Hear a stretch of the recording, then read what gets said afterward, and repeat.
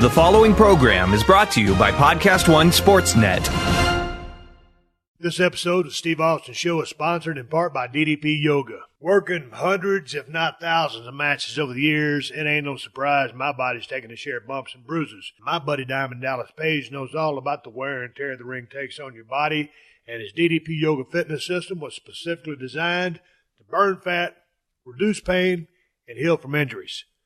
Dallas is so positive that you'll absolutely love the DDPY program and using the DDPY app that he's doing something he ain't never done before. He's going to give you 7 days free to try it out.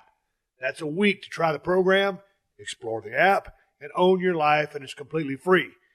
DDP Yoga can work for all ages, weights, and fitness levels. It's a kick-ass cardio workout that will dramatically increase your flexibility and strengthen your core like never before, all with minimal joint impact. Just for listeners of the Steve Austin Show, you can save 20% off an annual membership for the DDP Yoga Now app off any DVD pack.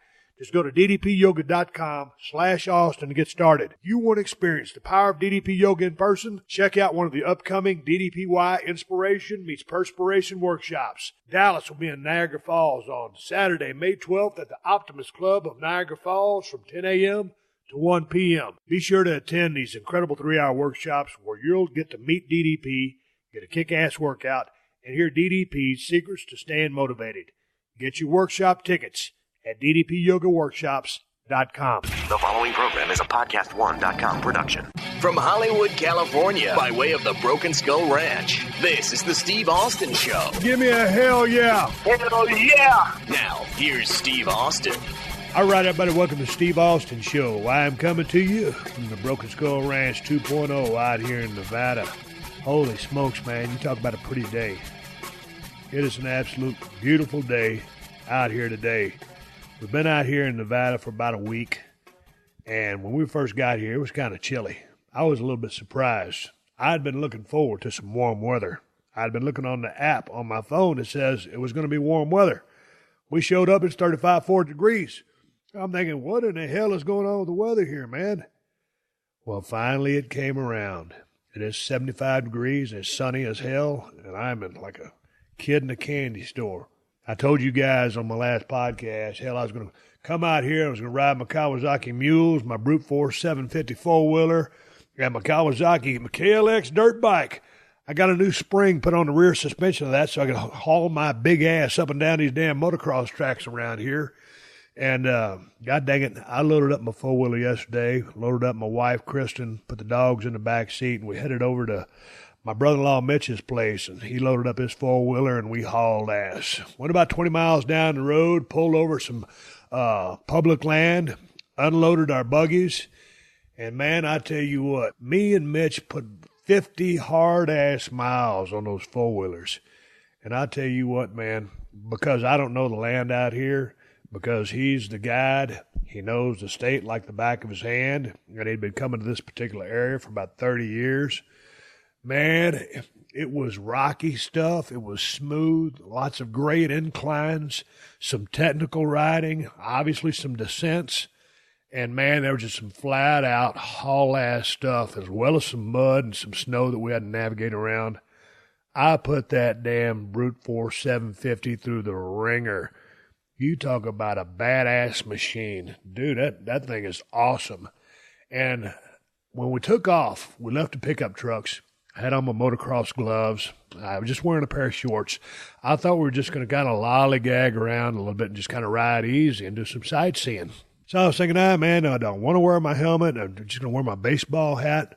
So I decided to just wear my baseball hat and wear my sunglasses because we weren't going to be riding very fast. Well, one thing led to another, and we were riding our asses off. And because, he was leading the tour, I was behind him. So depending on what we were going through, whether it was rocks, dirt, or whatever, I knew I should have worn my helmet.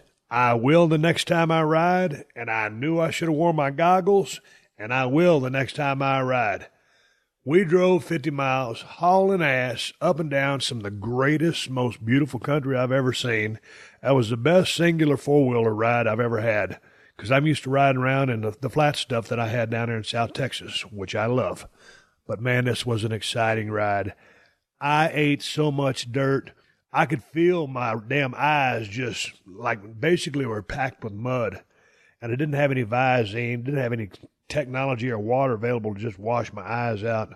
Man, we rode the shit out of those four-wheelers, loaded them back up, went back to Mitch's house. We were going to go eat Mexican food and get a margarita after that. My wife says, Steve, you going to take a shower? I said, no, I'm good. She said, go look at yourself in the mirror. Boy, I went and looked at myself in the mirror, and I was sunburnt. I was muddy. I looked like I'd been rolling around in a goddamn pig pen. So I jumped in the shower and cleaned up. And then while I was in the shower, I actually opened my eyes and rinsed my goddamn eyes out with the shower stream, because that's how much mud and shit I had packed in my goddamn red-ass eyes. I was screaming for some Visine. And when I got home, I damn near put about a bottle of Visine in each eye. That's how red my damn eyes were. But, man, you talk about having a blast. Son of a gun. Hey, man, say the plug, real deal. Love the Brute Force 750. Love it. That's some twin 750 twin cylinder, tons of torque, just tons of throttle whenever you grab it, and that thing just handles like a damn charm. It is an absolute beast of a machine, and I'm fixing to load up my dirt bike. As soon as I finish this podcast, I'm heading out to the BLM. I got that thing all tuned up, the local motorcycle shop here in town. I got a new battery put in it, beefed up the suspension in the rear end so it doesn't sag so much with my heavy ass on there. And, man, I am enjoying having all these different places to ride. And day after that, I'm going to pack up my mule, and I'm going to load up Cali and Moolah, and I'm going to take an extra gas tank, and I'm going to put about 100 miles on that damn buggy exploring this certain area that I ride out here. So it's been phenomenal. Anyway, I don't want to sit here and flap my gums and bore you with all my riding details, but man, I told you guys I was going to do that, and I was able to get a lot of it accomplished, and I'm fixing to go ride my damn bike as soon as I finish this podcast. But in the meantime, I did have some work to do, and I called up on old Court Bauer from Major League Wrestling, his new promotion, which is what we're going to talk about for the first half of the podcast. Some of the booking that he's doing, some of the talent that's working with him, how they're going about their approach to, their presentation of their product here in the landscape of pro wrestling. We won't say sports entertainment. We're going to call it pro wrestling. I think that's what Court would call it as well. Yeah, you want to be entertaining while you're out there wrestling, but it's pro wrestling. So talking to Court Bauer about that, we'll talk a little bit about the Andre the Giant documentary, Bruno Sammartino, the passing of one of the greatest legends in the history of the business, a super huge draw. I guess he was a world champion for 7 or 8 years running. And it'd be an interesting story because, I know Bruno wasn't a big fan of Stone Cold Steve Austin when I first came out, but we got a chance to shake hands before, obviously passed away. This was probably 5 years ago. And, I think he was on the same page with me. But, man, what a true legend in the history of the sport, a guy who truly drew huge money, very charismatic, working class, blue collar. People just love the guy. Sold out Madison Square Garden, I don't know how many times. But anyway, here's a podcast about pro wrestling, Andre the Giant documentary, Bruno Sammartino, closing thoughts on him, and just bullshit in general. Anyway, before my conversation with Court Bauer about the business of pro wrestling, how about I save you hundreds of dollars on your car insurance with Geico? Go to geico.com, and in 15 minutes, you could be saving 15% or more on car insurance. That's right. Save hundreds of dollars on car insurance at geico.com. Extra money in your pocket? It may just be the most rewarding thing you do today. Good news. For the first time ever, the Adam Carolla Show is in virtual reality. Live Saturday, April 21st. Just a one-time $4.99 subscription, and you can see it on your phone or your computer in virtual 360 reality. You don't need glasses, only a web-enabled device. Experience a live show from the comfort of your own internet. It's not going to air as a regular show, so you can only see it in person Saturday, April 21st, or buy the VR download and watch on your favorite device. Get it at podcastone.com/CorollaVR. Podcastone.com/CorollaVR. This is the Steve Austin Show.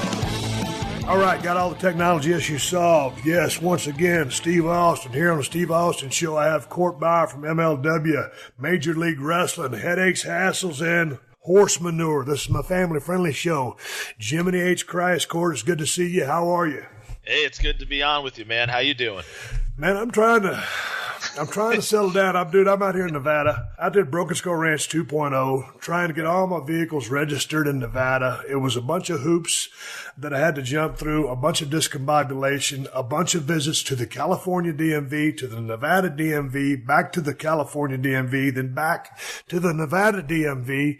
And so now I'm finally done. All my shit, at least my Nevada stuff, has license plates that say Nevada on them. I'm legal here in the state of Nevada. I got proof of insurance in every vehicle. Dude, I like to drive my stuff and they kind of just collect dust in my barn. I'll never get rid of that stuff, but you know, that's my wife. If my wife didn't keep up with the paperwork, I think I'd sell everything and own one single vehicle and be done with it because it ain't my cup of tea. But I didn't call you to tell you about my MV problems. Let's talk a little bit about pro wrestling, dude. How's your promotion doing? Congratulations. Yeah, we're really excited. We had our first TV show on Friday night on BN Sports, coast to coast, and in Canada as well as Puerto Rico and soon other places. And it was cool. It was one of those things where you're just promoting, and about 7:59 p.m. right before the show came out, 8 o'clock Eastern, 5 o'clock Pacific, you're like, wow. Hopefully this is a good show, and all of a sudden all the anxiety kicks in, and then I fired up Twitter to see what the feedback was, and I was really happy to see that people enjoyed it. It was the return of Tony Schiavone to the broadcast booth, and we had a hell of a night of wrestling. We had Pentagon versus Ray Phoenix. I know you're trying to keep Pentagon in shape, keeping him honest, keep him on a diet, and I'll always remind him of that. And we also had Austin Aries versus ACH, and then a 469-pounder Barrington Hughes debut for us. So it was an action-packed night, but it's funny I'm used to writing 2-hour shows, 3-hour shows back in the day for WWE. 60 minutes goes by real fast, and to try to get everyone in a 60-minute show, which is really closer to 48 minutes, it's not easy. So, I mean, is there any chance of going to an extra hour, or are you just going to stick with the hour? No, I like an hour. I like having that problem because everyone doesn't get overexposed, and you can kind of have you got to find the rhythm. It's a different rhythm, but it's a lot of fun because everything's fresh. You don't have to worry about guys being on every week. If you want to choose who to be on every week, you can, but you don't need it. And that's what's nice about it. And what's really cool is our partners, BN Sports, has been so supportive. They worked with us on doing a bunch of commercials. We have Filthy Tom talking about anger management issues in the human resources department at the network in one commercial. You have one where Low Key takes a bat to someone or a chair to someone in the Master Control. You have Colonel Parker harassing people on elevators. It's a fun thing. And BN, they had our talent on all week long on all their shows. So when you have a partner like that, it makes your chances for success better, and that's been great for us. I mean, I would say their enthusiasm reminds me of like Spike for UFC back in 2005 because they pushed the hell out of the UFC in 05, 06, and they were all in on it. And BN is all in with us, and we never expected after just doing 5 relatively smaller shows in Orlando to have a national TV deal, and here we are, and that's where we find ourselves. So now we're kind of like the fastest growing promotion here, and we got to staff up and be ready each week to put out a new TV show. So it's a lot of fun challenges, a lot of excitement. And I just got back from another trip. I did an overnighter down to Florida for some business, and it's go. Hey man, what network is that is your show on? BN Sports, BEIN Sports. They do a lot of soccer, boxing, motocross sports. But is that DirecTV or what is that? Yep, it's on DirecTV. It's on Dish Network. What number on DirecTV? Because that's what I got. Let me find out right now. DirecTV. I'm going to type it up here on my computer. It says what channel is. It says 408 in English and 871 in Spanish. 620 in English in HD. So 620 would be DirecTV, and that's every Friday night. And we're on, Verizon, Fios, AT&T. We're on Sling for cord cutters. You can get it on Roku, on the Connect, BN Connect. They have an OTT service. So there's a lot of ways to get it. Spectrum, if you have Spectrum, you get it. If you go to MLW.com/Fusion, you'll find out all the places where the show airs. But that's the name of the show, Major League Wrestling Fusion, because the show has a lot of different wrestling styles. We have the Lucha Libre, we have hardcore brawling, we have technical wrestling, we have guys from MMA. Filthy Tom Lawler still in the UFC. He's been there for 10 years, yet he also wrestles for us. So we have a lot of crossover and some real variety when it comes to our roster. So tell me about what you're trying to think there with all the diverse styles of wrestling. Can they all exist under one roof? Yeah, well, styles make fights. Some you want to avoid, some you want to see how it works out, and some you'll be pleasantly surprised by. Guys like Pentagon can wrestle anyone. He's really good. He could wrestle someone from Japan, Japanese style, strong style. He could go hardcore. I mean, he's a real versatile guy. Some luchadors couldn't do that. He's one of those guys that can. He lays the stuff in. He's a real dynamic wrestler. Guys like ACH are also good. They can do Japanese-style high-flying, lucha and stuff. So, some of these guys are pretty competent when it comes to this. I got a chance to meet Pentagon and Phoenix in my room during WrestleCon a few weeks ago, and obviously I guess he'd heard I was a big fan, and they came up. We were shooting the breeze for a little bit. Super nice guy. I think he's going to be on a podcast. I think he's coming to town in Los Angeles, I think on the 4th of next month. So I think I'm going to get a chance to see him. But dude, what just seems like a really good guy. He seems straight up and down to earth. And I know, like, when I was talking to him, he can't use the Pentagon Jr. gimmick. So what's he using as he works for you? Well, we worked out a deal with AAA and Lucha Underground, and we have the blessing to use Pentagon Jr. So we do use it. We have the likeness, and it's been great to work with Dorian Roldan and his team behind AAA to make that happen. And because that's where I think he's known because of Lucha Underground. I mean, he has the Penta L0M name. To me, Pentagon Jr., it's easier to market. It's already established. Strategically, it works. I went with Ray Phoenix because I like a wrestler having two names. I'm the opposite of Vince, who likes to downsize it and keep it just to one name, just Cesaro. So for me, I liked Ray Phoenix. So I kind of blended both. I could do whatever I wanted, so I'll stick with Ray Phoenix on that one. And they're both phenomenal. Pentagon Jr. is going to be wrestling for us next week at our next TV tapings in Orlando, May 3rd, and he'll be challenging for the world title against our new champion, Shane Strickland, who beat Matt Riddle in the finals. And that was a hell of a match. We have over 23,000 views on the BN YouTube page for the match, and it just went up recently. So I was really impressed to see it get that many views, and it's a 25-minute match. Tony Schiavone does a hell of a call with Rich Bucchini, formerly Rich Brennan. So, they wrestled that match. They worked that match like a big money fight, and that's what I love to see is young guys being able to know how to kick it into high gear. And the art of working a big money fight is so different than just working a main event or a big match. There's a tone to it, a tempo. It's a real art. Dude, how have y'all's crowds been just as responses, buying in, responding accordingly, just as far as trying to get some heat or just establishing a relationship with the fans? I know you've been down there, you've been doing your shows, but now all of a sudden you got the TV deal. How's it working right now with the cameras rolling? Anything it's changed? Great. I think we really see a surge of interest, and so the crowds are bigger naturally when you have TV. People want to be on TV, but you feel more important because you're on TV, and it's easier to fall into the product and see these guys understand what they're fighting for and stuff. And we've tried to up our production. We have these big video walls, so in between matches, just for the house, we'll do character development. We'll update people on maybe we did an angle in the ring. We'll give them a little follow-up afterwards about 2 matches later, those kind of things. But the crowd's been great. We have that classic old-school crowd in that we have one, but sometimes even 2 grandmas ringside. We have Grandma Anita, and we have another grandma that show up. But we have a very young crowd. We do our shows at a nightclub, so it has a unique atmosphere to it. Right after our show, the ring gets dropped. They take it out, and it's a nightclub. Within 25 minutes, it flips over that quickly. And so your show is now airing once a week? Yep. We air on Friday nights, 8 p.m. Eastern, 5 p.m. Pacific. And then we have replays most weeks, but some weeks not. Depends. See, we're part of a Friday Night Fury block. So MLW is at 8 o'clock. 9 o'clock, they have MMA.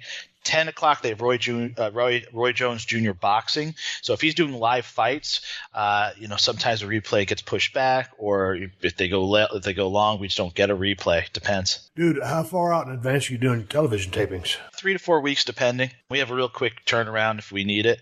I'd like probably one day to do maybe kind of like what Raw used to do in the 90s, where they'd maybe do 1 week live, then 1 week taped. That's something down the road I'd love to see, because you save money, yet you have the spontaneity, but you don't get too far down the road because it's creative algebra to try to book that far in advance. Guys get injured, guys have issues, and they can't make it, and then all of a sudden your plans are all screwed up. One thing that we did is we did sign our wrestlers to contracts. They're allowed to wrestle elsewhere, but their commitment is a priority to us, and vice versa. We want to invest in them, so we have to, we want to match that obligation of investing in them, and they invest in us. If we put them on TV, we want them to make us a priority, and so it's been really exciting. We've virtually have signed everyone that we've wanted to sign, and it's a really exciting time. Dude, we used to go down there when I was at WCW. We'd roll down there in Orlando, and myself and William Regal, Steve Regal, whatever you want to call him, we'd stay out in Kissimmee, we'd stay in Orlando, but there was this bar we used to go to in Kissimmee called Rover's Return Pub, and Jesus Christ, man, we would go out there, throw darts, drink Guinness, draft beer, and just get trashed damn near every single night. But going back to the television taping part of it, they were filming so far in advance. I mean, and this was back in, 93, 94, give or take. I mean, whether it was Dusty or I think maybe even Flair had the book, but I mean, they're working a little bit, but booking. And dude, it was a real cluster, because there were so many guys, and then they're still doing enhancement matches. Hell, I think I did a job for Savage, about a 4-minute job, and but it was so much. I didn't feel like there was really any continuity or any great storytelling. So hopefully you guys, like you said, you're booking a shorter window. Yes. They were looking big picture, a lot of talent, and really just as far as the powers that be. And sometimes, when you get guys still in the ring that are booking, it's not the greatest scenario in the world. But WCW, just as far as my memories of going back to that, was just an entire cluster. Yeah, and for us, it's you don't want to do too much TV, because it can be hard to navigate where you're going to be in 6 to 8 weeks, like the old WCW Worldwide tapings were. I used to love how you guys had that rotating ring where it almost do like a 360 in between the action. I don't know how it was to work in that ring, because on top of that, you had a platform to make it move, and then you would have the ringside area. So bumping out of the ring wasn't typically like bumping out of the ring. There was the shit going on around the ring. How was that for you? Dude, I can barely remember that, but I do remember it vaguely. It wasn't really a big issue, and man, like I was never a hard camera guy. In my entire career, I've never looked for any cameras, and all of a sudden, if the ring just going, slow pace, didn't really think anything of it. But it was a little funky because you're rotating. But I just put it out of my head and just was worried about the match, and then worried about the hangover that I had going into the match. When you're talking about you guys have been able to, through your relationship with AAA, Pentagon's able to use his name, and more of that's happening.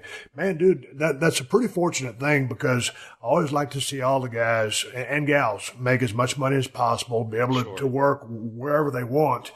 And now, I mean, if you're not locked up by WWE, and I think even they have a relationship with a lot of their guys where they can still go do other shots.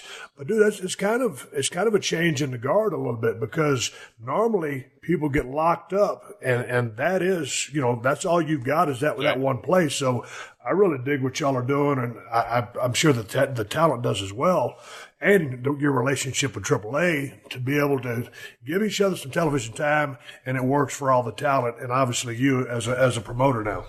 Yeah, and for our contracts too, we want them to work. Go work Impact. Go work every company. Get that repetition. Get that exposure. Work local indie. Go out to LA. Go out to Seattle. Go out to Texas. Wrestle everywhere. Get as much. Go to Japan. Hey, maybe there's an opportunity for us to air your match from Japan. It makes you look like a bigger deal here in the States. The Japanese company may love it, because then their product is on air in the U.S. It's a different world, because I think for so long the mentality for promoters was They pee in a circle and said, "That's my line. Don't cross it. If that's mine." And it was very predatorial. Whereas now it's almost like this new wave territory system of sorts where, come and go. Let's all have this big open playground for you to all just do your thing on, and whenever you're available, come in and stuff. No one's bearing anyone. There's no one going cutting a promo on another company and being provocative. It's straight up just let's everyone make money. The promoters making money, the talent making money in wrestling as much as they can, instead of being locked in to a contract where you can't do anything. Like, the only reason why we have contracts is to make sure our guys are committed for that one day, and we always have them locked in for that. That's the only purpose for us, and for continuity's sake. So if someone does try to poach talent, we're protected. But we want our talent. We tell them, you don't have to clear dates with us. Go and wrestle around the world. Tell us how it goes. Good luck. Don't get hurt. That's it. Hey, man, as someone who used to write for WWE back in the day, how long did you spend with the company? 2.5 years. Okay, and then going back to your days with the Samoan SWAT team, you won Booker of the Year back in the day. That's an inside joke between you and me, but you do still have the plaque. You have a few plaques, too, I've seen in your house. Yeah.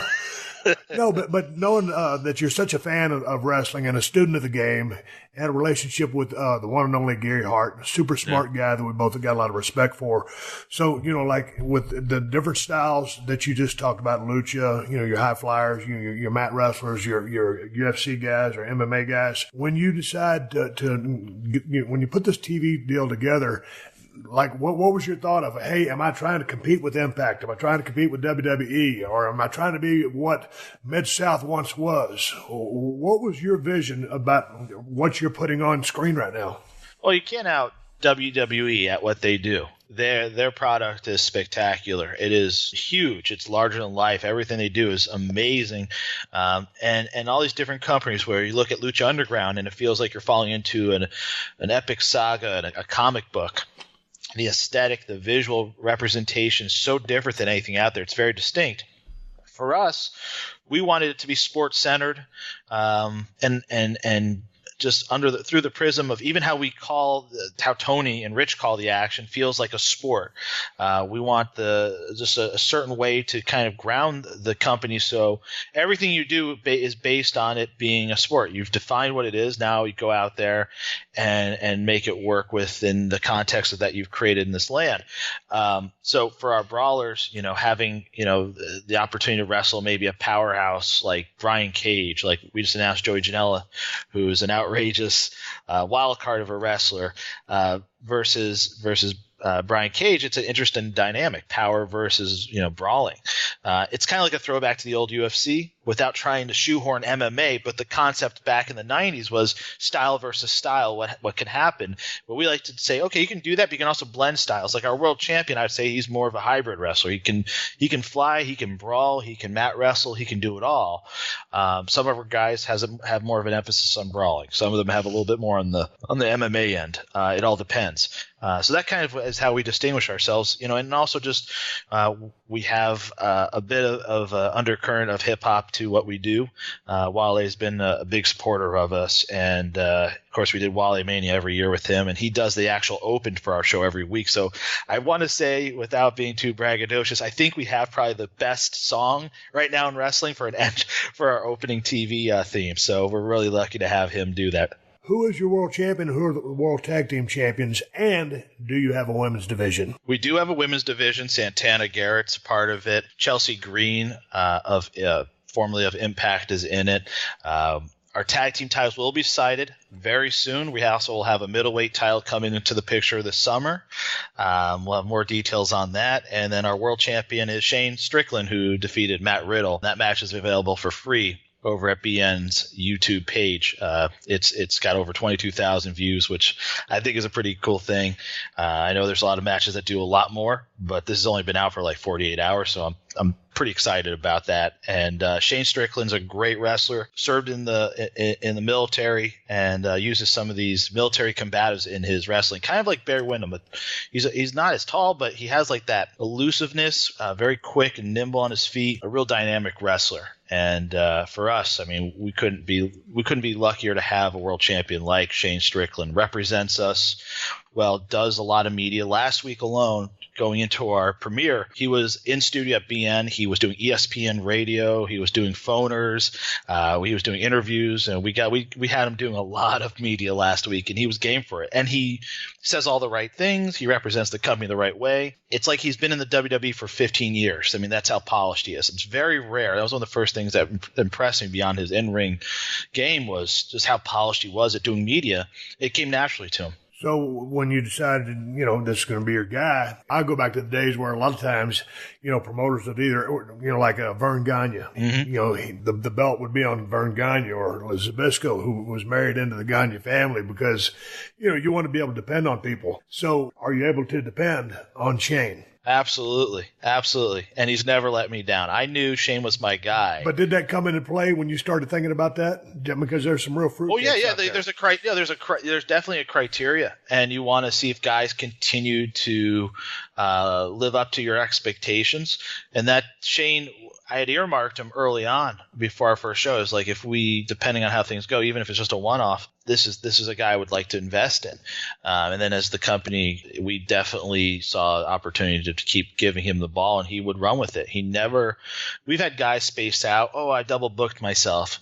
Dude, that's not a good look. We've had, things come up. We had a guy who said, hey, you can book me, but it's $X if I win and $Y if I lose. I said, thanks, but no thanks. I've never heard of that. We ain't going to start with that. So you get some interesting stuff as you go through it. Some guys are just they don't know any better. They're young, they're super talented, but they still don't have a sense for the business, or they've just been given bad advice. That's one of the weird things, because there's so much great wrestling out there. A lot of companies doing the right things, but there's also everywhere you go, you're going to get different advice. And even that happens inside the WWE, where if you're a guy coming up and everyone starts to give you advice, you have to kind of filter the good advice from the bad advice, but really the advice that really will work for you and where you're going with your career. And you have to be very selective with that. Some guys try to implement all of it, and it's a cluster. It does not work well when you try to take everyone's advice and incorporate it into your match. So we have a really good crew that helps kind of our agents. We have a really good team, myself included, where we work with them to make sure they're going in the direction where we want them, both mechanically in the ring, in terms of performance, in terms of their promos, their presentation. We have Bruce Pritchard, who's a senior producer for us, Brother Love, formerly of WWE, the right-hand man of Vince. So when you say senior producer, what's he doing with you guys? He does pre-tapes. He works with a lot of talent. We'll do pre-tapes on Tuesdays and Wednesdays, and he'll produce a good chunk of them. And then he's also an agent. So he's working with some of the young guys and trying to help them kind of decode what they do and how to get the most out of them. So you flying Pritchard down there to Florida when you guys do this? Yeah, Pritchard's in. Dude, that's awesome. I didn't know he was back in the wrestling game. I know he's got a very successful podcast, and now they're on the WWE Network, but I didn't know that he was down there working for you. That guy's phenomenal. He is. He's been a great get for us. We have him, and we also have Alex Greenfield, he works as a producer doing pre-tapes. He worked at WWE as a part of the creative team. Robert Karpelis, Sean O'Hare, who worked for Fox, worked for Amazon and a lot of different companies, also helping to produce. On the TV side too, we have Nelson Swegler, who was, before there was a Kevin Dunn, there was a Nelson Swegler. Late 70s to the mid 90s, he was the head of TV operations for WWE. And worked with Kevin's dad and groomed Kevin, and Kevin ultimately took over for him when he left. And then Nelson worked. I met him doing UFC Fight Pass, and so he's involved on the TV ops side. We also have the former head of ECW's TV production, Charlie Berzis. So we have really good, experienced guys behind the scenes, and then it's really, we don't have a creative team or anything like that. I'm the booker, along with my assistant, who's his name is MSL. And so the two of us kind of work in tandem, kind of like how Gary taught me. He used to work under Bill Watts in Florida and kind of got, an understanding as an assistant booker to Bill being the booker. And then he, of course, went on to World Class to book. He booked in the Carolinas and Georgia, et cetera, et cetera. So I've tried both the creative team process when I was at WWE, and I still believe it's the best process process when you have a booker and a very clear linear path to where you want to go with the game plan. Hey, man, what are you guys doing with respect to your promos? If you have Pritchard down there kind of helping produce those, and you as well, like kind of what's your guideline? What's your parameter on that? Because you and me spend a lot of time on the phone, booking the territory, talking wrestling, Right. What's going on in today's landscape. So there, for MLW, how are you guys going about that? Well, I try to give them kind of an idea for where I want to go with the promo. Hey, we're trying to get this across. I'd like you to try it this way. What do you think? And sometimes we'll try it. Sometimes it's kind of a feeling out process until you say, okay, that feels good. Let's try it that way. Some guys, they just say, hey, coach, tell me what to do. And you try to give that to them, but you also want to give them the latitude to try and get outside of their comfort zone and do something different. There's a lot of great young talent out there that you want to give them a little bit of a runway to experiment, but you also kind of have to sometimes rein it in because they do crazy stuff because they just don't know any better. They're like puppy dogs. But Bruce has been great. He's been really helpful for a lot of our young talent. In particular, I'll give him the talent that I think needs maybe they could really enjoy his perspective, given he's been in the business for 40 plus years. So guys like Maxwell Jacob Friedman, who's a great young talent, 21. A classic heel, really good wrestler, knows how to get heat, which is very hard these days. Most guys go in there for the pop. He wants to get the heat, and he's very good at it. But Bruce has been phenomenal working with him along with Robert. And so, we try to spread out our team to work with different guys. And kind of build a rapport. I know, like when you were doing the Stone Cold persona, there were certain people that you look to get some feedback from, like Blackjack Lanza, etc. So I think it's helpful to have some sort of trust with the talent and someone from the office. But man, Bruce Pritchard helped me out tremendously because the thing I liked about Bruce was, his attitude. Hey man, what about this? Or, I was thinking, or what about this? And the thing about, Bruce, they're from Houston, Texas. Of course, Dr. Tom Pritchard, his brother, my former travel partner, in, USWA days. And we were riding down the road and, hell, I got, a big chunk of my psychology and awareness of what goes on in a squared circle from Dr. Tom. And then, I'll never forget, we were riding down the road one day and, we were talking about WWF. And Tom says, what do you think about that Brother Love guy? I didn't know they were brothers. Turns out I was a fan. And so anyway, I said, oh man, but this was at a point where they'd kind of watered him down a little bit. I said, I love that guy. I said, they kind of watered him down. He's kind of changed his gimmick a little bit, but he used to be great because I don't know what they were doing, but they were kind of, jacking with, Bruce's character towards the end or whatever happened.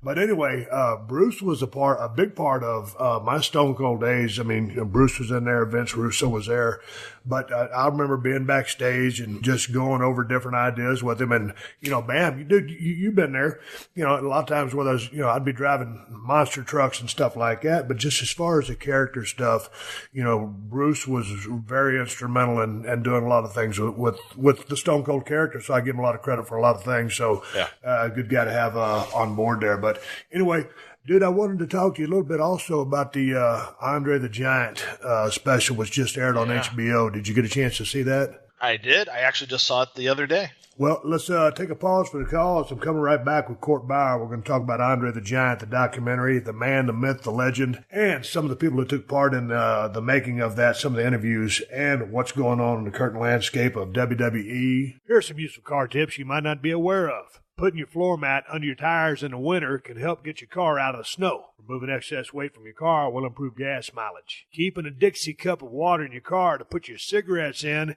is a better option than throwing them out the window. Are you ready for one more tip you might not know about? TrueCar also helps people get used cars. That's right. TrueCar ain't just for buying new cars. With their certified dealer network and nationwide inventory of nearly 1 million used cars, you'll enjoy real pricing on actual inventory and a simpler buying experience, whether you're buying new or used. And with TrueCar, users can see what others paid, so they know if they're getting a good deal before buying. They're also more likely to enjoy a faster buying experience by connecting with TrueCar certified dealers. When you're ready to buy a new or used car, check out TrueCar and enjoy a more confident car buying experience. Some features are not available in all states. Well, it's time for the NFL Draft again. If you're looking for expert breakdown of each team's needs, top draft picks, and insider information, we have a show here at Podcast One Sports with Ross Tucker called the Ross Tucker Football Podcast. Ross played in the NFL for 7 years and is currently a broadcaster and writer. It's a fantastic show. Ross has great insight and access, so download the Ross Tucker Football Podcast at Podcast One and Apple Podcasts. And remember to rate and review. We always want to hear your feedback. This is the Steve Austin Show. All right, talking Court Bauer from MLW. Court, did you get a chance to see the Andre the Giant special? What did you think? I did. It was really cool. They had a historian, Pat LaPrade, and he did a great job of just giving little anecdotes, stuff I didn't know about Andre. I knew a lot about Andre, which says a lot about my spare time, but I knew a lot about Andre, but there was stuff still I did not know. And I thought we hear some of the people that were around him at his compound in North Carolina, you get a sense for a different side of Andre, which I thought was fascinating. The archival footage was great. Tim White, he's phenomenal. And you could see the footage where they showed Andre playing cards with Dusty Rhodes backstage and he gets hot. Yeah. Dude, that was great. I loved it. I really did. There's always going to be people say, well, there were certain things that maybe a bit were embellished, not knowing the finish of WrestleMania 3. Come on, man. We all knew the finish going into that one. But it was still, that's just kind of how it's going to be romanticized, which is okay. But he was seriously one of the most fascinating characters to ever be in the business. Did you ever get to be around Andre much? Man, I remember it was probably – it had to have been 92 or 93. We're at a television taping in Center Stage. It's got to be around that time frame. And this was when Andre was on crutches. And I remember in the documentary they showed him on those crutches. He was on those things when he was walking across Center Stage. And there he was. And I was a WCW guy. I had just come from USWA. Before that, I was in Dallas. Andre had been all around the world for, at that point for probably 30 years. And he was on that downhill, descent that he was kind of going through physically.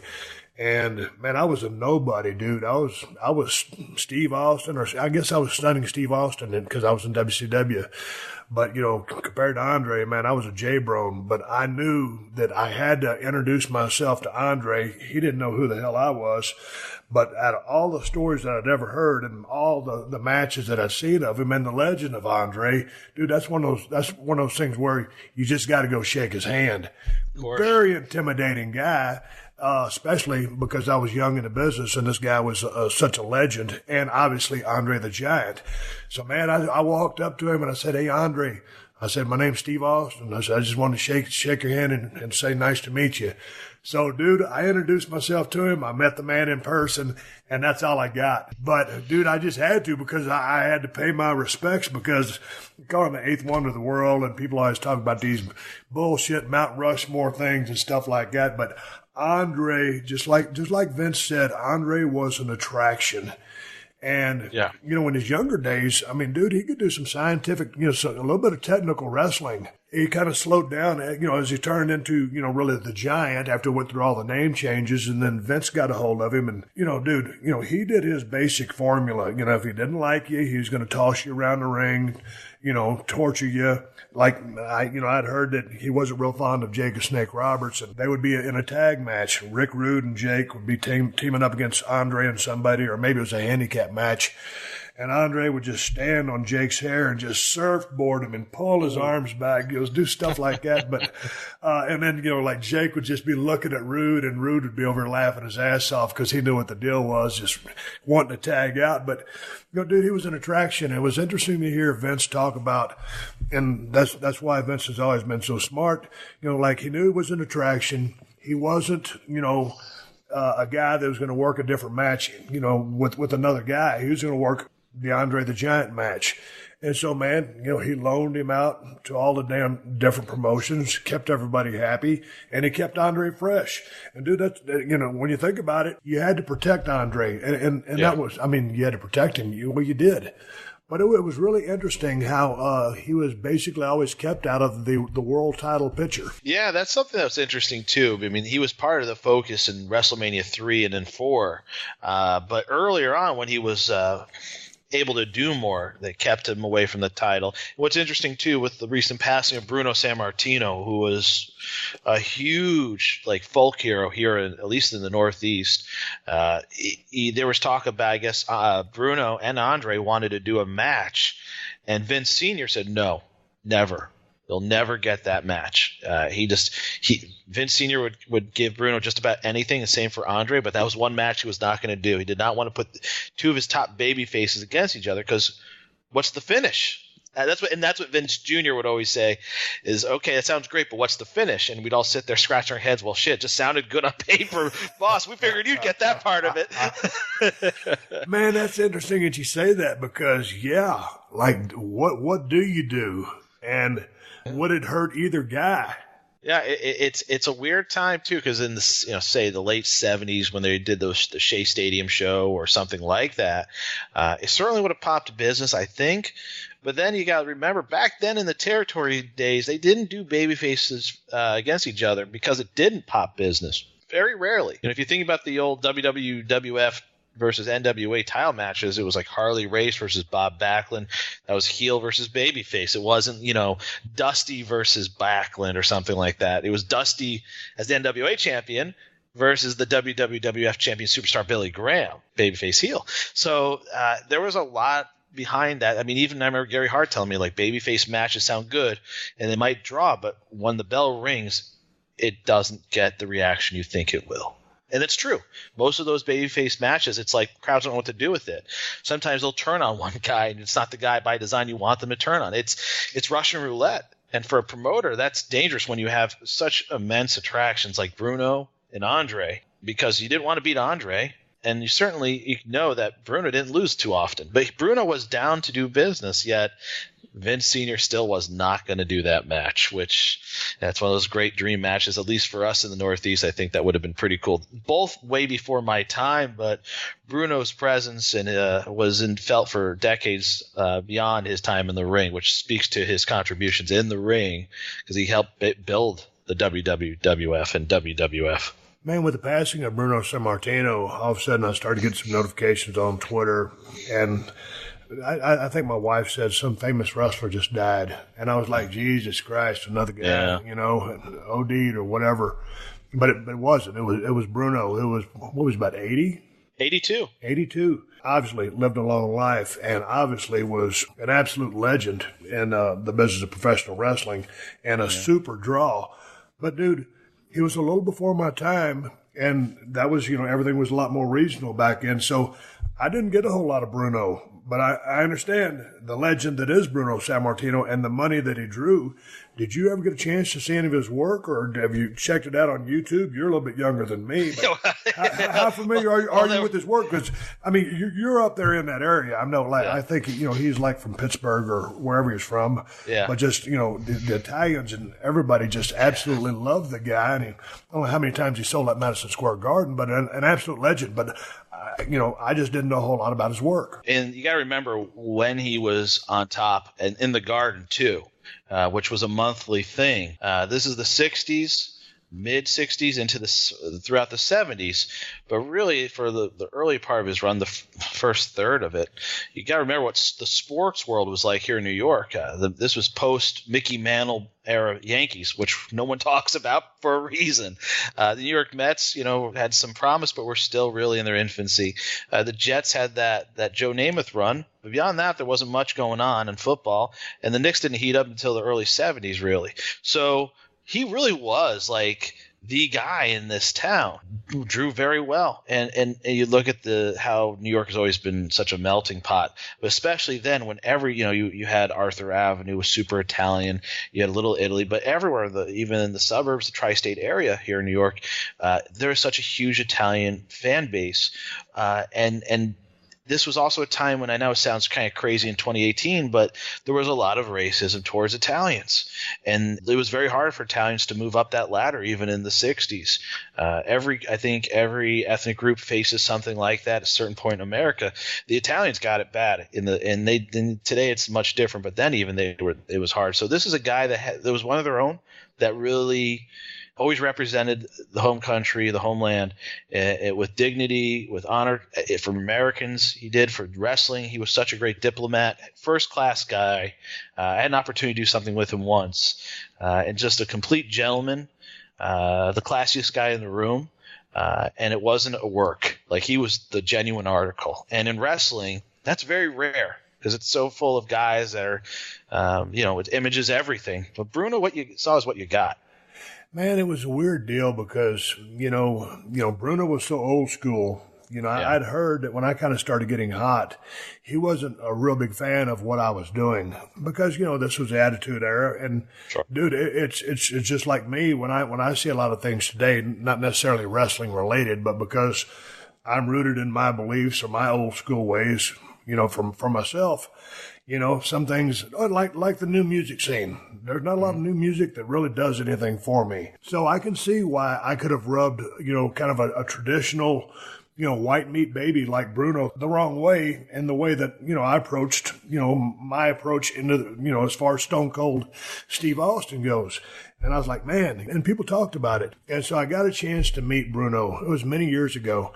And I'd met him a few times, but, we kind of like, I don't think we hashed it out or whatever, but I think he finally understood what I was doing. He just didn't really, he was like you said, he was like a hardworking, blue collar, wholesome guy.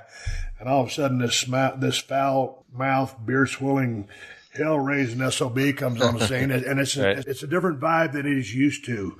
And so anyway, but it was cool.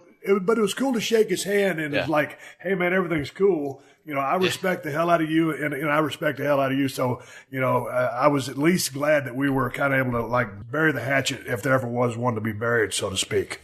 Well, the world changed because, look at even before him, Lou Thesz. He wouldn't work a lot of guys. He wouldn't work someone that had a manager. And he wanted to present it as a shoot. He thought, you're exposing the business if you had he wouldn't work guys that had certain types of gimmicks and stuff. He was straightforward, straight-laced. So he probably even thought Bruno and I'm sure there's some sort of stories about it, but like I'm sure he would look at Bruno and have maybe some strong opinions on what Bruno was in his presentation. But the bottom line is every era, culturally, society, everything changes. You're a reflection of society. That's why it clicked so well in the 90s and into the 2000s. And the thing that, having met both of you guys is you both are men of integrity and you both are no nonsense guys.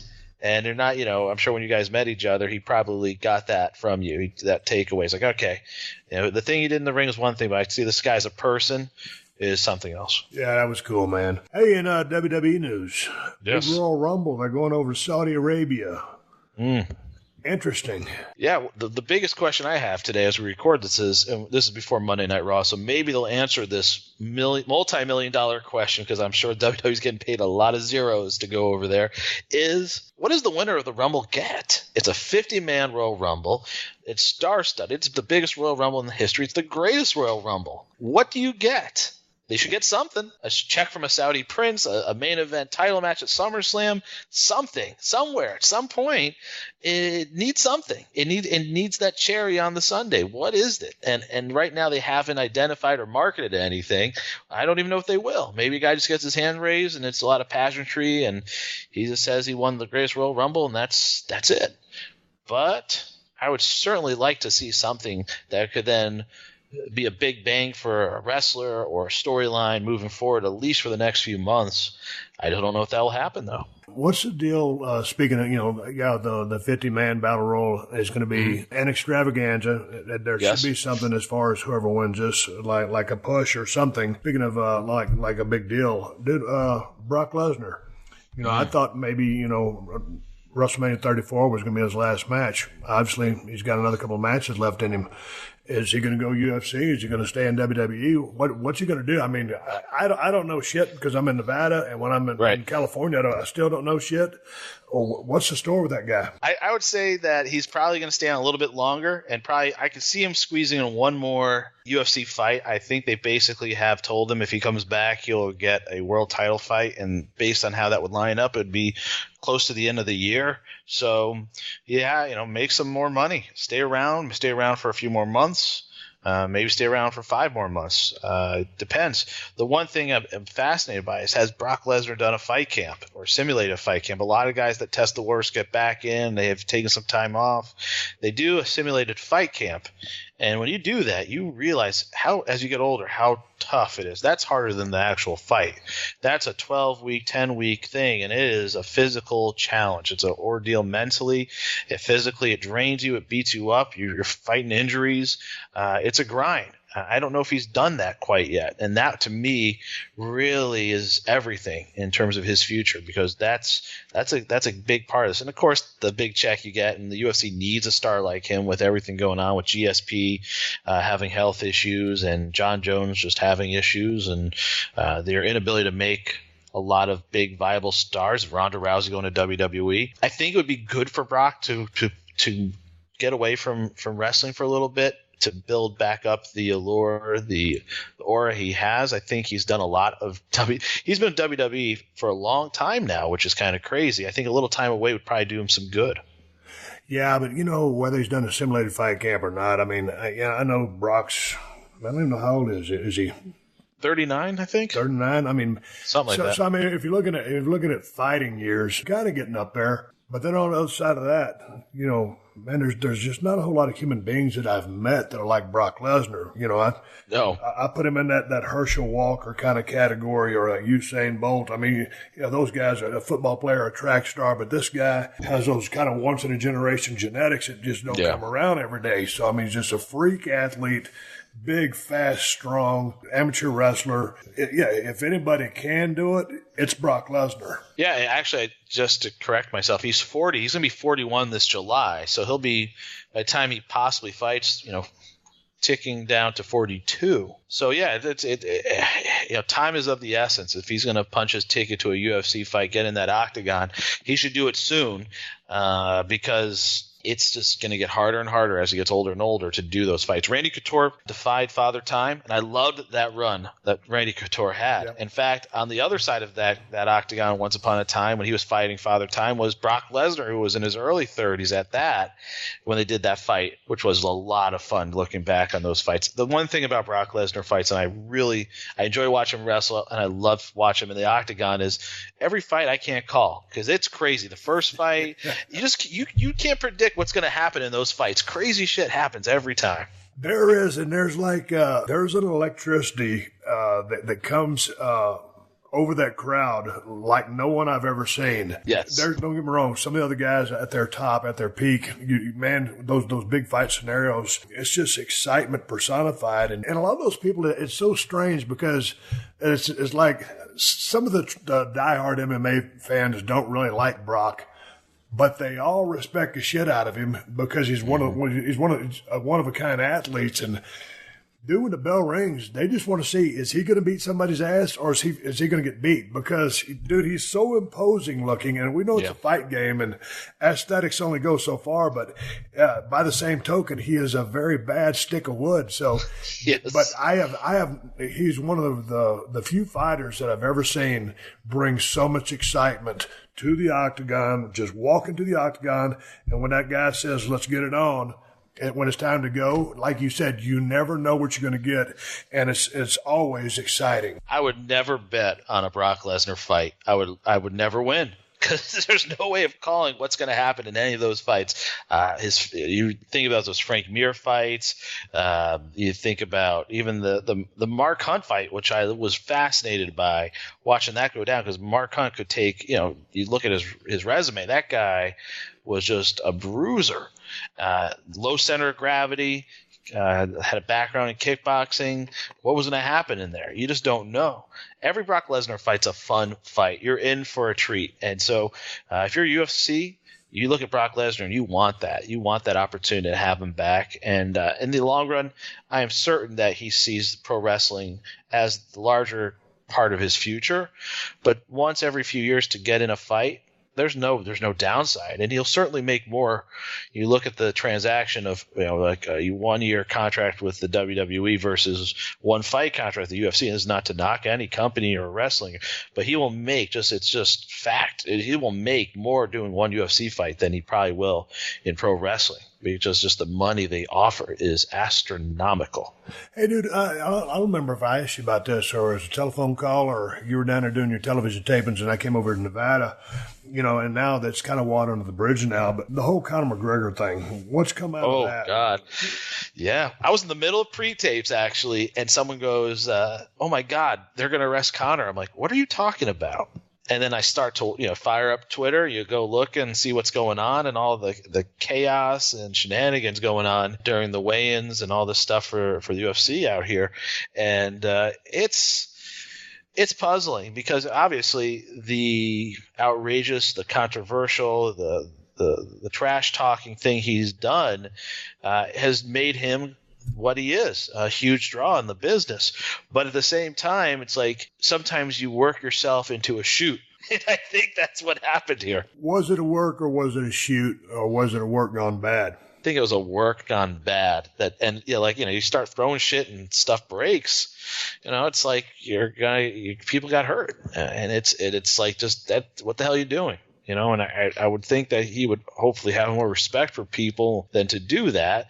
And maybe he didn't anticipate that would shatter and the glass would hit someone, but it did. And it cost them their fights, their opportunity. And like we just talked about, those hell camps that are a training camp, and then you have someone throwing, barricades at a bus window and it shatters and gets into your face. It's uncalled for. It's ridiculous.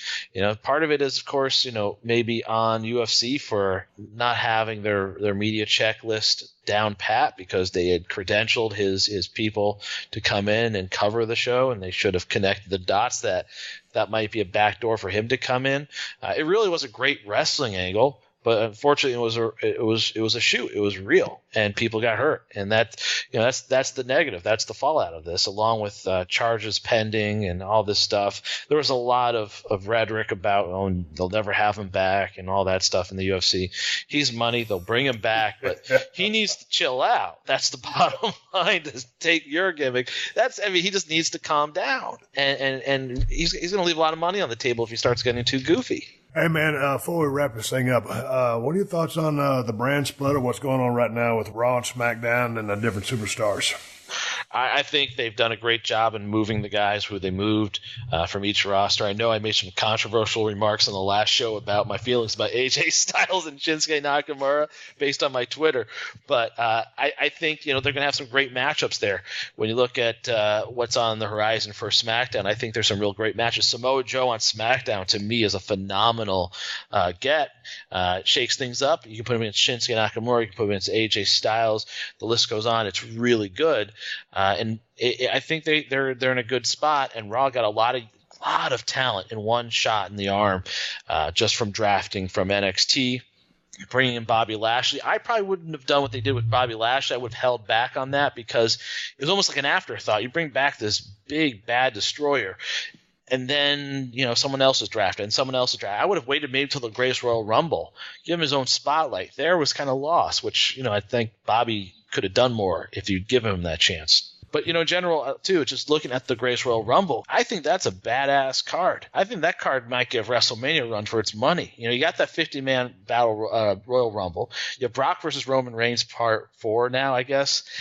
Seth Rollins versus Finn Balor versus Samoa Joe versus The Miz. Really a lot of good talent there. AJ versus Shinsuke Nakamura. Great match for the WWE title. Jeff Hardy versus Jinder Mahal. Bray and Matt Hardy versus Cesaro and Sheamus. And the Bludgeon Brothers versus the Usos. Cedric Alexander is going to be defending his Cruiserweight title. And then you have John Cena in an advertised match, unlike WrestleMania, against Triple H, and Undertaker versus Rusev in a casket match. So that is a hell of a 10-man or 10-match card, and the emphasis is on men because, unfortunately, the women, due to the restrictions out in Saudi Arabia, cannot go and make the tour, which has, of course, been a hot topic. And, when you're in business, you have to make some decisions that you're going to have to maybe sometimes eat a few bullets in the public eye when you make those decisions, and that's, what happened here. Dude, going back to your thoughts on Samoa Joe, that guy's cutting some of the best promos in the business right now. So I want to give him a shout out for that. That guy, I wish they'd light him up and do something with him. So we'll see what happens down there in Saudi Arabia. But man, that guy, I still think he has a major run in him, and I'm loving his promos. That is a hell of a card. Jesus Yeah. Christ, I didn't know the card was that deep. Okay, Yeah. so then, let's don't go through the whole card, but then Yes. what are you going to do with Brock and what are you going to do with Roman? Well, it's a different kind of crowd. So I don't know if they're going to reject Roman like they would if they had done this in St. Louis or if they've done this in New Orleans for WrestleMania. But out there, that might be neutral ground to flip the title.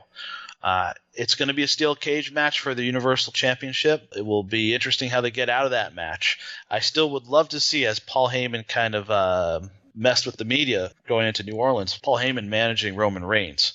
I think that would be a compelling team if Brock Lesnar's going to walk off and do some time in the octagon. But I don't know. I mean, Brock right now has had this title for a long time. If not Roman Reigns, who do they give it to when? And it doesn't seem like they're grooming anyone for that spot. Back to your point about Samoa Joe, one thing I always felt about Samoa Joe, and I've known Joe since 2002, I think, that dude is such a throwback. Great guy. I could have seen him being a big opponent for like someone like Bruno. Every generation, he's just a big money guy. He carries himself like a big money guy. He works big money style. That guy prints money. And I think on SmackDown, I think hopefully if he can be 100% healthy or as close to as possible, he's going to have some great dance partners and we're going to have some great matches on our hands. Anything else you want to plug, promote, talk about? Well, shit, I'll always plug and promote stuff. Let's plug and promote then before we ride off in the sunset. Dude, I'm gonna load up my dirt bike in the back of my pickup truck. Yes. I'm gonna go out to the BLM, the Bureau of Land Management. I just got the suspension dialed in over here. I got a heavier spring put on my motorcycle. I've had this damn motorcycle court for 10 years. Probably has less than 4 hours total on it. And when they make these dirt bikes, it's a 2008 KLX 450. The last year they made that particular model. And so, most of those motocross guys weigh about, 150 pounds. Mm-hmm. So when you get me to sit on that bike, I just completely squash the spring down. I was going to say, you're not going to be doing any of those high spots off the jumps, huh? No, dude, I'm not doing none of that. But I'm going to take my big ass and I'm going to get on my motorcycle and I'm just going to putt around the little motocross track out there. But yeah, before I go do that, let's plug a little bit of stuff. Sure. Major League Wrestling Fusion is on BN Sports this and every Friday night at 8 p.m. Eastern, 5 p.m. Pacific. Tony Schiavone returns to prime time, first time in over 17 years. BN Sports is on all major carriers, including DirecTV, Dish Network, Verizon Fios, AT&T, Comcast, Sling, Roku, Fubo TV, and more. You can also stream it on the go using the BN Connect app, which you can download on the Google Play Store and on iTunes for free for your wireless device. And an exclusive for our listeners here on the Steve Austin Show, here's the lineup for this Friday's show. The new World Heavyweight Champion Shane Swerve Strickland, who is a must-watch wrestler, will be taking on England's Most Dangerous Man, Jimmy Havoc, in the main event. Plus, your old acquaintance, Colonel Parker, will make his return to prime time. He's managing the Dirty Blondes against Jimmy Utah and Jason Cade. They're a great young tag team as well. From Mexico, we have Garza Jr. versus Ultima Ninja. It's a great classic Lucha Libre match. And, of course, Tony Schiavone and Rich Bucchini will call the action. And you can learn more about us by going to MLW.com. That's MLW.com. And you'll learn all about our show, all about our wrestlers, our event next Thursday in Orlando. You can learn about that. Tickets on sale right now start at $15. Go to MLW.com to learn more. That features Pentagon Jr. versus Shane Strickland for the World Heavyweight title.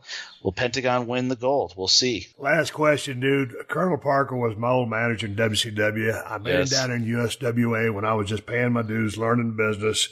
Mm-hmm. One of the greatest storytellers in the history of the business and one of the most over-the-top. Dude, he's just a great guy. He is Colonel Parker. He is. How did you decide to look him up and say, hey, man, come to work for us? Because I absolutely love that guy. Well, when I found out he was the good Colonel was hanging out in Tampa, Florida, I said, we got to fire up the phone and get this guy out to our shows if he's down to come out. And he was, and he really loves this tag team, the Dirty Blondes, who were a real throwback. One kind of reminds me of a young Dusty Rhodes, Leo Bryan. You got to check him out. He's a real throwback.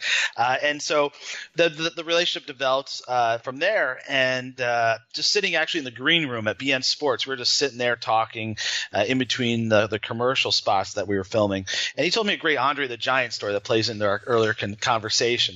Andre had gone through, because, Colonel Parker's family goes back to 1920 in this business. 1920. That's 98 years. And so Colonel Parker was telling me how when Andre came through their territory, he and his brother, Ron, he's Robert, and his brother, Ron Fuller, were in charge of taking him from town to town. And they were going through a dry county, which means they did not serve liquor on Sundays in this particular county. They would 6 days a week, you're good. Sundays, no. Well, they went to gas up, and Andre went inside to get some beer. And he brings the beer, puts it on the counter, and the person behind the counter goes, sorry, it's a dry county today, no beer. He goes, no beer? You can't buy the beer, sorry. Then, Colonel Parker and his brother are buying stuff, and they see Andre pick up these big cases of beer, put them under his arms, and walk out. The guy goes, hey, I said you can't buy beer. He goes, not buying. And just walks in the car, puts it in the car, and he just waits. And then they go, oh, my God, we're going to get arrested. They never got into trouble. No shit. A giant walks out with a beer. What are you going to do, stop him? You can't. That's great. He technically didn't buy the beer, so he just took it. But, yeah, Colonel Parker's he's going to be starting with us and helping the talent, too, with pre-tapes and giving them feedback on their matches in a formal position, starting with our next show. So it's, I guess, an exclusive here on the Steve Austin Show, because having someone like that who's been in the business so long critique the talent, give them feedback, that kind of feedback you're not going to get making an indie shot here, there, and everywhere. That kind of feedback is precious. That'll help our show. That'll help the talent. Oh, man, and Robert has a great mind for the business. I mean, Jesus Christ. I mean, he's been around forever. He's whatever generation he is. Yeah. But, man, my last Andre story is kind of similar to what yours was with him carrying the beer out, not buying. One time, old story, one time he was getting on a flight. If it was Southwest or whatever, he'd take up a whole row, but he was riding first class. And, it's kind of like, when you get in first class, like if you're sitting in this row here, well, then by proxy, the storage bin or the cabinet, whatever you call it, right above you should be yours, correct? I went through that this morning, yes. Okay, so anyway, Andre gets on the airplane. Of course, everybody's got all their stuff just jammed up in there, and Andre's got his little gimmick suitcase and another bag or whatever. And so he just puts his stuff down, reaches in, just trashes everything, just puts it on the floor, puts his stuff in there and goes, mine. And nobody said shit. No, it got real quiet. No one was going to buck up against him. Anyway, hey, you got all the plugs in. Good catching up with you, Court, and good luck with the show. Thanks, Steve. The hit true crime series, Murder Made Me Famous, is now on Podcast One, showcasing some of the most notorious crimes imaginable, including Scott Peterson, Jodi Arias, Ted Bundy, and more. See how murder made them famous. New episodes starting every Tuesday on Apple Podcasts, as well as PodcastOne.com and the Podcast One app. And check out the new season of Murder Made Me Famous, starting Saturday, April 14th on the Reels channel. All right, everybody, give me the go-home cue. It's time to wrap up the podcast, ride off in the sunset. And when I say ride off in the sunset, I'm fixing to jump on my dirt bike, put on my helmet and my goggles, and haul ass. Thanks to Court Bauer for appearing on the show today. Always good to talk to Court about the business of pro wrestling. Many phone calls talking about the business and booking the territory, and we booked his territory. Anyway, ProWrestlingTees.com/Steve Austin has all my Broken Skull Ranch t-shirts available. And the best damn IPA on the planet, they just brewed a new batch, Broken Skull IPA at El Segundo Brewing Company. You can get Broken Skull IPA at Whole Foods and Total Wines if you live in Cali. If you don't live in Cali, check out InsideTheCellar.com and see if they ship to your state. And if you're looking for a badass pocket knife, I got two. The Cold Steel Broken Skull knife or the new Cold Steel Working Man's knife. You can get them at my new Amazon store. And Amazon has the best price on both knives. Just go to Amazon.com/shop/Steve Austin. And I want to say thank you to all the fine sponsors of the Steve Austin Show. That's how I'm able to do this podcast for you twice a week for free. And you can find all my sponsors at PodcastOne.com. Just click on the Killer Deals button at the top of the page and then click on the Steve Austin Show banner. Folks, until then, my name is Steve Austin, and I will catch your ass down the road. This has been a Podcast One production. Download new episodes of The Steve Austin Show every Tuesday at PodcastOne.com. That's PodcastOne.com.